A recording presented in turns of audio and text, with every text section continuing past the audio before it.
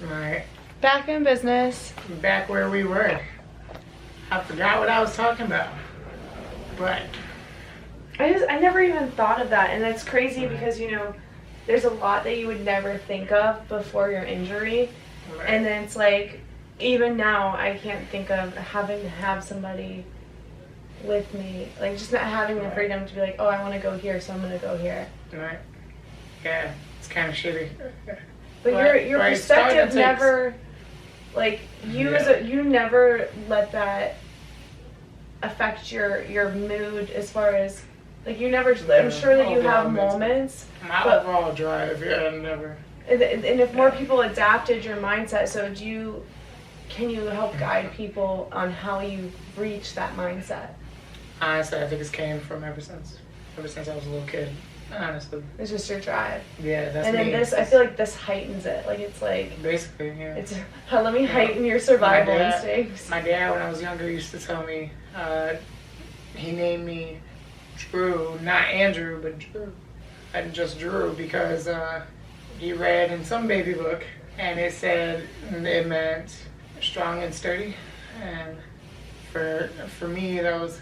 And ever since I was a kid, he always told me that, and that's how he thinks I am. And yeah, I've always been called an old soul ever since I was a little tiny baby. My grandparents be like, "Oh, he's just an old soul." You really are. And it's like, yeah, it's hard for me to like spread it.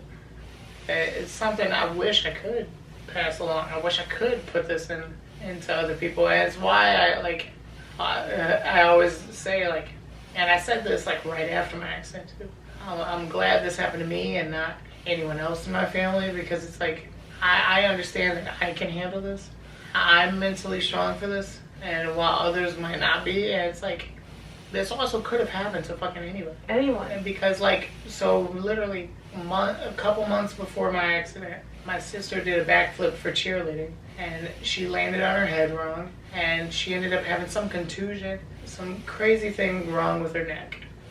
Still not paralyzed. My brother has been in so many different accidents, has OD'd multiple times, has gotten in so many DUI and car accidents, and after those had neck braces and all types of, like, what's it called? Hit your head. Oh, concussions. Yeah. Thank you. Had multiple concussions, and it's like, he broke his arm in football. He had all these different types of things. And if the injury had just been... Right. And it's like, I do a backflip and land on my neck wrong once. And now I'm paralyzed. So it's one of those things. It's like you never know who it's going to happen to, why it's going to happen. And for me, personally, I know that it happened to me for a reason. What that reason is, I've yet to see. Well, I want to touch on your accomplishments as well, because if there's one thing you have done is not let this injury hold you back. If anything, you've let it propel you forward. And so some of the things you've done, from your education to your nonprofit. Go Blue. So yeah, let's talk about that. Yeah, going to school and everything. So yeah, it was always my dream to go to college and go to U of M. Ever since I was 6 years old, and my dad took me to a U of M football game. And, so after my accident, that was still the goal, that was still the drive. But my actions didn't follow it at first. And so it took me about a year for me to really realize what I was doing, what I wanted to do, what I wanted to accomplish. And then I kind of just flipped a switch, and like shit just went into gear and just couldn't stop. And didn't stop until the next year I got all A's, and we got another state championship in marching band, and I was able to go to U of M, apply to U of M and get in, and then from there and going into college and still having that same drive of pushing through all this bullshit that I have to deal with every day, and keep doing what I was doing with school, and still be curious and inquisitive and take different classes that I wanted to take and do all this different stuff. So, well, you stayed on campus too, didn't you? Yep, living on campus. I'm going from freshman year, where I'm commuting, 45 minutes both ways, sometimes longer with traffic, and then to then actually move on to campus and coming home on weekends, to then staying on campus full time and living on campus for like 4 years. And just I don't think I would want like, to do that. no. No dorm life for you. I don't think so. It's too much. I like my alone time and my personal space, and I just don't feel like I would get that. Oh no, you do. Yeah. Oh man, I love it. I loved being on campus. Loved everything about it.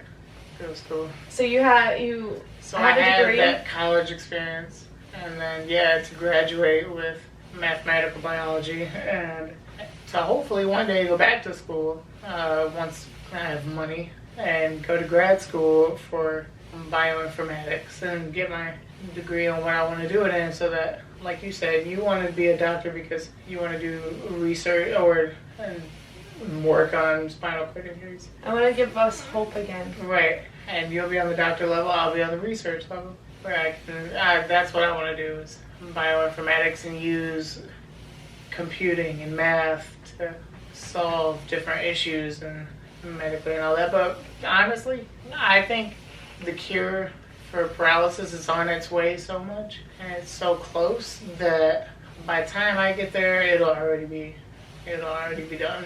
So for me, my goal, especially with living on a campus, the number one school for disabilities, seeing so many other kids with disabilities, I'd much rather work on like muscular dystrophy or different things like that, just to see what else we can. There's so many fix. disabilities out there Yeah. too, and I feel like if you embrace this community, you can learn so much about other people's strength, and you can pull strength from that for yourself. Yep. Yeah. Everybody has a story. Everybody has a journey that we're all on. No matter where you're at with it, we're all just on this path. And it's like wherever you're at, you listening to other people's story, you have something genuine to gain. Always, you can learn a lesson. Right. Let's talk about Drew Crew. Drew Crew. So I'm doing our nonprofit, and it's to help me help others with disabilities and spinal cord injuries, and to like show people that you can still have a life and there's ways to live. For me to spread all the knowledge and all the techniques and everything I've learned over the years, and to spread it to others with spinal cord injuries. And you're having a fundraiser soon? Yep. In a couple weeks we're having a golf outing, and it's gonna be, it's always a super awesome event, and we have like 100-some golfers. Last year we sold it out with 144 Wow. golfers, and then we have a raffle and a silent auction, and we have a helicopter come and drop the 1,000 golf balls on the green to sell. So we sell raffle tickets, and the 3 people with the closest ball to the hole and win the prize. Oh, that's cool. Yeah, so it's a really fun event. It's really cool, and this is the first year I'm actually the driving force, running it and taking over from my dad and my stepmom Tracy. And Because your dad, I remember right. when I was first injured, I met your dad, and he pretty much ran everything. So now to see you taking over, trying to relieve some pressure from him. He's been, and both him and my stepmom have been doing it by themselves for 9 years now. So to relieve some stress from them and show them that no matter what happens, I'll be able to take care of myself and continue doing the things I want to do, and they don't have to worry. Yeah. the most important thing is staying out of a skilled nursing facility. Right. It's like so quick people think that that's their only option, when in reality, Right. if you're willing to work hard enough, you can figure out how to take care of yourself. Exactly, and obviously I wasn't in the position to know how to do that. And a lot of people don't know what options are out there, what possibilities are out there for them to do things. And it's like you just need that knowledge. And for me, being 15 when my accident happened, I obviously needed help. And then hopefully I'm at the point now where I can start to do things on my own and take over and run my own life and do things. And this year is the first year where I'm actually starting to travel since high school, where I can like tell people and reach out and want to do things and travel. And yeah, next year I'm coming up on 10 years and I want to go skydiving. I've done indoor skydiving and Yeah. I don't know about No? the real thing. No. Scary? Well, I've heard horror stories of people breaking their legs when they land, and I'm not ready for that. I mean, a broken leg. I know, I can feel I it. think I'll be alright. Yeah. Right, you can feel yours. Yeah, so I don't think I'd want you. Shit, I think I I'd can want- feel mine right now too. Yeah, I'm having so much damn sensation. It's So let's talk fucking about irritating. that. Yeah. Yeah, let's talk about it. Right. Be careful what you wish for, because you might just get definitely. Definitely, because it's like you want sensation, you want that feeling, you want to be able to touch and move again and all this It different stuff. hurts so much. Yeah, right. They Yeah. never tell you how painful it's going to be to get it back. And I realize how fucking heavy I am, because I realize the most irritating sensation I'll get is under my thighs, when it's like, I'm just like, wow, why does it feel like that? And I'm like, oh, because my big ass thighs are so damn heavy that they're pushing down. You feel it, yeah. Yeah, And it's I'm just like, gosh, like I can't go without shoes on my foot plate now. right. Because I feel the sensation of the foot plate. Dude, I was so pissed the first time I met you. This is my biggest pet peeve, where anybody in a chair. Yes, everybody, watch your feet. Because if you're ever going to stand again, you need your fucking feet. And Yeah, the first time I broke met you, my foot. I don't know what it was, but like, so whenever I see anybody in a chair, that's the first thing I look at. And if their feet are like dangling and like their ankles are forward, it irritates the piss out of me, because I'm just like, dude, look at your own feet. Because like everybody else will let your feet get atrophied, or like let your get drop foot, let your ankles bend in to where you need like surgery to bring your ligaments around. Well, so, yeah, and I all used to this wear different shit. flip flops, and Yes. so the flip flops don't offer And I the was like, support what? that a tennis shoe does. I was so pissed. I was Yeah, like, and I only did that my first year of injury, because it was like I noticed I started getting drop foot, my ankles started bending funny, and I'm like, this isn't cool. So I was gonna change my shoes, because these are a little obnoxious to wear with a dress, but What? I always wear tennis You shoes. look like that bomb ass person that's like about to go on the dance floor and and these like things are where it's at. I love bust a these shoes. move. But I always wear tennis shoes or Vans typically with Yeah, my dresses, because Gym shoes and a dress is bomb, actually. it's my style. Right. But Yeah. because I don't want my feet to, I don't want drop foot. I Right. don't want my ankles to. Yo, if you ever see me, and the first compliment I always get, and everybody's like, yo, your Converse are crispy. Because for me, I have really big feet, and my feet are kind of wide. So, like, the only shoes that I've found that I can wear without getting marks are Converse. I noticed how white your Converse are, and I'm not Yeah. gonna lie, I can't keep white shoes white. Like, Really? Yeah. How? Like, because transferring, I'm not doing? like, Oh. obviously getting in and out of my car. You know, Oh, they gotcha. scrape my car, okay. or See, my feet land on top of each other. Like I'm Gotcha. moving way too much for white Right. shoes. You're moving way more than me. 'Cause, No, like, if I, my shoes stay right in place. They do not go in no puddles. They do not step Yeah. on the grass. I always I put my feet down and transfer, Right. and so like. Yeah. And often, like, I just scraped my other shoe with my one shoe. And it's like, then they hit the dirt, and Yeah. I can't keep them crispy like you. Right. Damn. That's my go-to. That's all. Like, I have probably like 5 or 6 pairs of Converse. Just because it's all different colors, and like it's the only shoe I can wear. 'Cause even if I try Vans, and I like flat shoes. Oh, I love So, my Vans. Yeah. I wear these high top, like, I can't do Vans. these are they're some too high skinny. top, and they got the fleece lining. Mm. They're for the winter, but I wear them in the Shit. summer. And I don't wear socks with my shoes. And I started sweating, so my shoes are rusty. Oh man. Even those? Oh yeah, my boots for curling, my Vans. And you just no socks? No, ever. Oh my god. If I wear tennis shoes, I have to wear like Yeah. lace up tennis shoes. So I'm curious about that. Like, so do you not need compression socks or anything? No, I could stand and Okay. my blood pressure would be fine because I And work then, from a like, standing frame at home. well, okay. And then your feet, probably because of the therapy, they don't like swell or anything. Oh, that's from the wearable therapy for sure. Like, Okay. but I mean, my ankles are Right. swollen right now because I've been driving. But Gotcha. and my feet are a little puffy. Like my toes are a little puffy. Mm-hmm.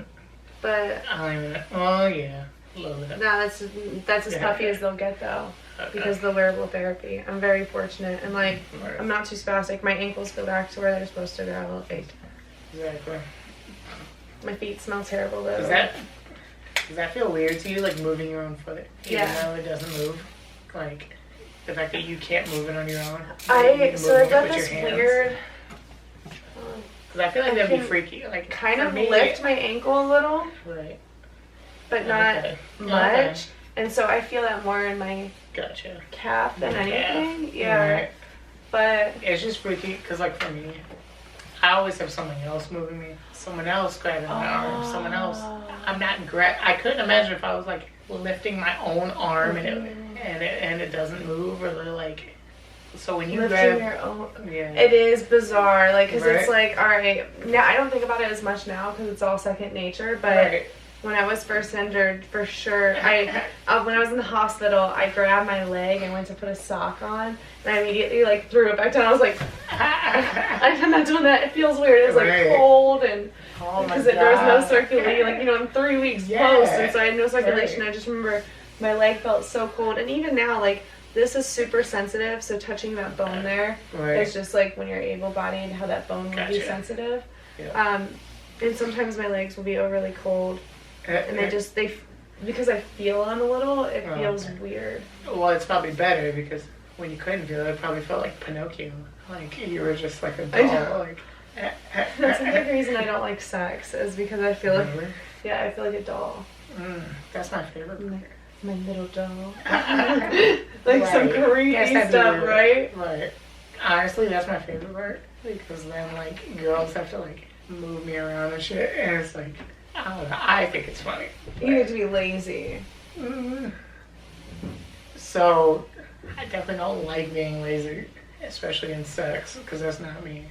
But, I just think it's funny watching them, like, flail my arms around. Being like, all right, take my arm and wrap it around you. Or like, oh my gosh, I didn't even think of that. Like, I've had sex with another paraplegic, but and that was funny. I mean, imagine two paraplegics, one trying to get top. Like, we were like 1, 2, 3. Right. I feel like it'd be like like you're trying to swing like a doll. It was so funny. I think we laughed more than anything. And then, half the time it didn't work. I'll grab your legs. Right. And then half the time, you take a pill and it works or it might not. And so it was like... Yeah, I definitely don't have a problem there. Yeah, a lot of... I think guys do. And I think that's part of the wearable therapy too, which is really funny. 100%. It has to be, because like blood flow, definitely not my issue. Oh no, yeah, you don't. I mean, again, your legs though, like you posted a picture in shorts the other day, and it's like you could see the muscle, and I'm like, oh, okay. And then my fucking calves. Yeah, I should have wore shorts because like my calves are beefy. I think I want to get a little bit of video of you in the therapy. I might break it into 3 videos and do like a wearable therapy one. Because I could even, if you wanted to get one when I'm in bed and stuff. Yeah. For sure. Yeah, we'll put that together. Yo. I think we have enough. Cool. Do you have anything you want to say? See ya, bitches. Do you feel your edible yet? Oh, yeah. Do you? Not really. I was thinking about smoking a joint. I mean, it's one of those things. I know, sometimes it kicks in and it's like... So edibles, it's like what you... So for me, I don't feel it because edibles don't give you like a high. They give you a body high. Yeah, and I usually, like, I start to get tingly. My legs will get tingly. Yep, and that's... It's like, this is the movement I do because this is what it feels like. You're right. Like it's elevating you. Yep. So for me, I feel like my feet tingling. Yeah, the bottom of my feet. Yeah. Especially after I start touching them. Right. So there's no like... I'm not like high. That'll come 9, 10, 11, 12. Probably around 12 or 1. Because for me... That's an exact time. Yeah. Because I always take a quarter. And for me, it takes about 3 or 4 hours. And we took it at 9. I'm glad you're watching the time. I don't watch the time. What do you need the time for?